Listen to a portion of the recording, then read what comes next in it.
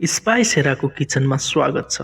आज हामी बनाउँदैछौँ एकदमै सिम्पल अनि इजी एग स्यान्डविच।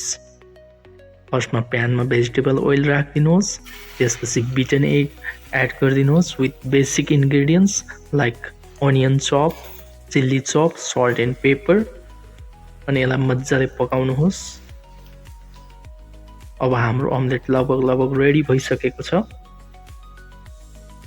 त्यसपछि अब टोस्ट ब्रेड लिनुहोस्, ब्रेडमा ग्रीन ल्याटिस राखिदिनुहोस् आफ्नो इच्छा अनुसार अनि त्यसमा टोस्ट ब्रेडमा मेयोनिज पनि युज गर्न सक्नुहुन्छ, केचप पनि युज गर्न सक्नुहुन्छ। मसँग जे छ त्यही राखेको छु। अनि त्यसपछि स्लाइस टमाटो एड गरिसकेपछि अब हामी एड गर्छौँ जुलियन ओनियन रफली काटिएको।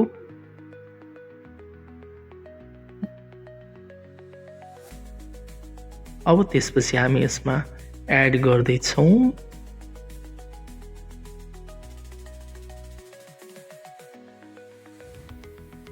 सल्ट अनि पेपर स्वाद अनुसार।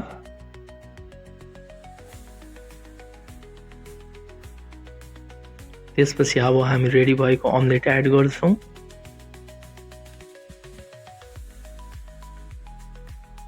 टोस्ट स्यान्डविचले ब्रेडले ओभरल्याप गर्छौँ। अब लगभग हाम्रो अब स्यान्डविच रेडी भइसकेको छ। अब यसलाई हामी काट्छौँ मजाले ट्रायङ्गुलर फर्ममा। यसरी ट्रायङ्गुलर फर्ममा काटिसकेपछि अब हामी यसको